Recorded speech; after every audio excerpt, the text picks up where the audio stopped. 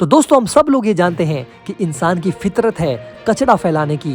और दोस्तों इसका हालिया एग्जाम्पल चांद पर देखने को मिला है, जहां पर प्रज्ञान रोवर ने कुछ ऐसे फोटोज और वीडियोस भेजे हैं जिसमें कि चांद पर फैला हुआ कचरा साफ साफ दिखाई दे रहा है। जगह जगह कचरा फैलाना हम इंसानों की आदत है।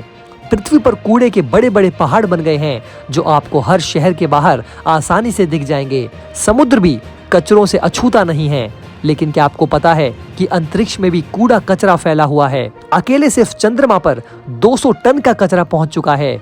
इसमें बड़ी बड़ी मशीनें, हथियार, तौलिए, ब्रश, मूर्ति आदि सामान पड़े हुए हैं। लेकिन दोस्तों अब आप सब लोग ये सोचकर हैरत कर रहे होंगे कि आखिर इतना सारा कचरा चांद पर पहुंचा तो पहुंचा कैसे। तो दोस्तों चांद पर पहुंचने के लिए मानव की ओर से कई मिशन किए जा रहे हैं। विज्ञान इस खोज में लगा है कि क्या चांद पर जीवन संभव है या नहीं। लेकिन क्या आप जानते हैं कि जीवन की तलाश के दौरान चांद पर कई किलो कूड़ा कचरा जमा हो गया है जो मानव द्वारा ही निर्मित है। वैज्ञानिकों ने पता लगाया है कि अगर कुछ उपकरण पीछे छोड़ दिए जाएं तो वहां पहुंचे अंतरिक्ष यात्रियों को वापस लाना सस्ता और आसान होता है। ऐसे में मानव रहित मिशन से कूड़ा चांद पर जमा हो गया है। लेकिन दोस्तों ऐसे में अब आप लोग ही बताइए कि क्या चांद पर और दूसरे ग्रहों पर कचरा फैलाना कितना सही है। क्या अलग अलग देशों की स्पेस एजेंसीज को चांद पर और दूसरे ग्रहों पर अपने मिशंस भेजने चाहिए या नहीं, क्योंकि दोस्तों इंसान इन सभी जगहों पर अपना कचरा फैला देता है। ये कितना सही है और गलत है ये दोस्तों आप हमें नीचे कमेंट बॉक्स में जरूर बताइए। तो दोस्तों चांद पर विक्रम लैंडर और रोवर प्रज्ञान ने अपने कदम सफलता पूर्वक रख दिए हैं। प्रज्ञान ने साउथ पोल की कई तस्वीरें भी भेजी है, मगर आपको ये जानकर हैरानी होगी कि अब तक इंसानों ने चांद पर 200 टन कबाड़ का ढेर लगा दिया है। असल में दोस्तों अब तक चांद पर कुल 140 से भी ज्यादा मिशंस को अंजाम दिया गया है। ये कचरे का ढेर उन्हीं मिशंस का है।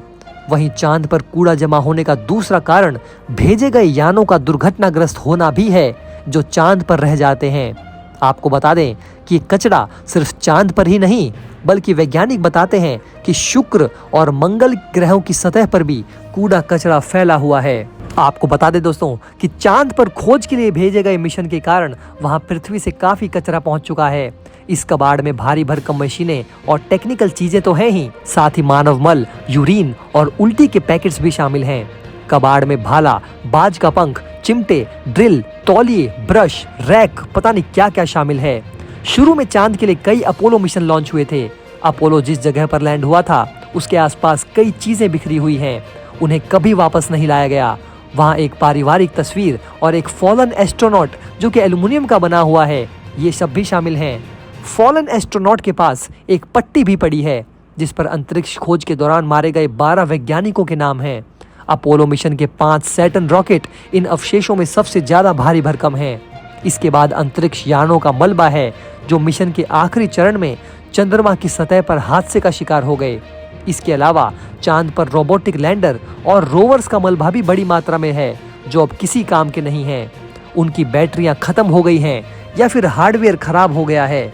चांद पर सॉफ्ट लैंडिंग करने वाला पहला अंतरिक्ष यान लूना 1 है।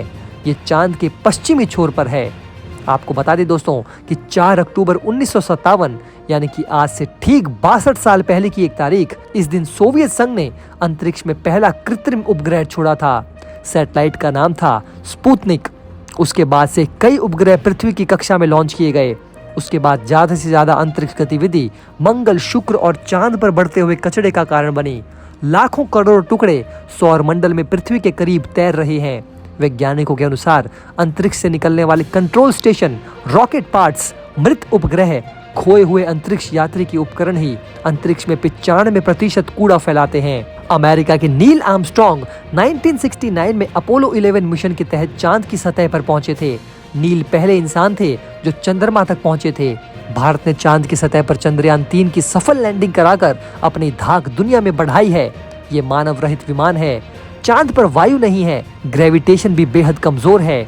चंद्रयान 2 की असफलता से सीखते हुए इसरो के वैज्ञानिकों ने लैंडर विक्रम की चंद्रमा के दक्षिणी ध्रुव पर लैंडिंग कराई।